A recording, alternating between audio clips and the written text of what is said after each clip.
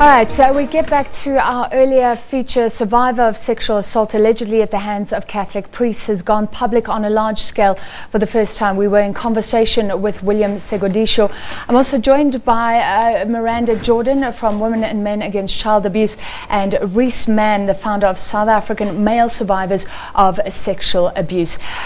William, you said something incredible, that you've been trying to get some sort of justice from the church. This really helps us gauge the claims against the church right now. What happened when you started telling them that you were raped by a priest? Well, the only thing that happened was that the Father Bill was relocated to England, and then... So that was after your initial claims against him? Yes. In 1990 he was then relocated to England, and then as for me, that was really the last that I heard from the church, because they wanted to have nothing to do with me, despite, let me just put it this way, they did not want to believe me. Who did you go to? When I say, I mean, we may have to give them a right of reply. Did you go to a specific priest? Did you go to a specific church? Because this was happening at Christ, the King Cathedral. This is where I went to, and I spoke to whomsoever was there available to listen. And because it's very difficult for you to get through to the superiors, it has always been. I found that they never made it easy. So whatever priest that was there at that time when I went to can explain and would listen to me is the one that I told, saying, you understand. But they never gave me a time of day, and so it's been like that for ever since. Now they would like to say that, okay, the case was first reported in 2001, which is not the case. Yeah, so you're saying it goes back earlier. The Jesuit Society says it's aware of a case that was reported in 2001. They say it was reported in 2001. But you said much earlier. I say it was reported in 1989, and in 1990 he was relocated, and I was exorcised. I was shut out of the church. Sure. Yes, and that's why they refused to continue to have anything to do with me as the church. And after that, I tried going now and then, because I wanted so much to be believed by them. So I kept going and knocking on those doors. But in 2001, that was the first time when they finally gave me an audience at that time to say, okay, let's hear your story. But they still did not believe me. They never believed me. They showed me no compassion whatsoever at the church. And then in 2001, they said, we will investigate. And to this date, it's been 17 years now. I don't know who investigated, when the investigation was done, or what the outcome of that investigation was. I've never been contacted by anybody. And now apparently there's going to be another investigation that's going to come out now in 2013. In 2018, now that I've come out, which is a second investigation now. I don't know if it will take another 17 years also. Sure.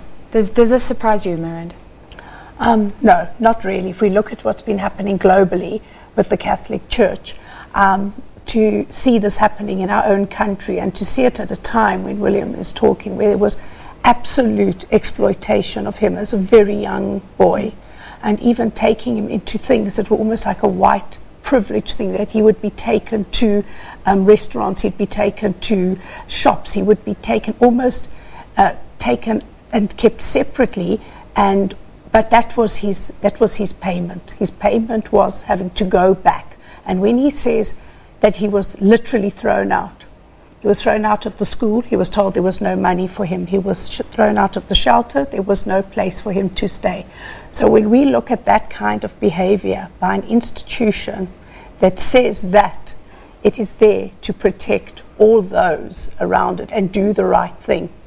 I mean, I'm talking here as a Catholic who grew up in a school that was Catholic, and I feel humiliated as an activist. I feel that if we don't start talking about if it's happening all over the world, it is happening here. And one very important thing is that I do not believe that William is the only person. I believe that there are many other victims, both from Father MacCurtain, and I do believe that there are other victims during those years, from the shelter, from the streetwise shelter which he was taking care of. I believe the fact that soon after he reported it, within 6 months he was shipped to England. We want to know what happened in the years between 1990, when he was there, and 2001.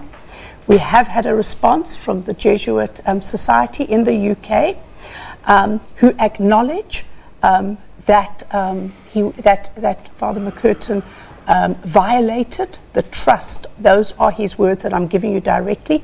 Violated the trust of William, and that they are deeply apologetic of that, but they will not grant William the audience with Father MacCurtain. They carry on protecting the priests that abuse very young children and destroy and ruin their lives. And we as an advocacy group, and together with South African male survivors, Reese Mania, who's been sort of mentoring and with William, we are completely outraged by this, and we absolutely demand that they give us an answer, and that Father MacCurtain, at 84, we've just seen Bill Cosby have to take the fall for what he has done. They are not going to use old age and health to avoid what they have done. Reese, very quickly, how does this make you feel as a fellow male survivor? I think that it actually gives credence to all the other male survivors out there. It gives them an opportunity to speak out and come forward. Healing is only going to take place where we get rid of the secrecy. The church has to get rid of the secrecy. So all those males out there who are suffering in silence and having the pain and the blame that they're inflicting on themselves should be directed at these perpetrators within the church and within society as a whole. So William's sharing his story gives hope for many, many thousands of male survivors out there who've been abused within the church. They now know that they can they can speak out, they know that they can be heard, and from our perspective, they are going to be believed. Well, William, thank you for telling us your story, and I hope you do inspire anyone else who hasn't been able to speak out. Thank you very much. That was William Segodisho, Miranda Friedman from Women and Men Against Child Abuse, Reese Mann from South African Male Survivors of Sexual Abuse.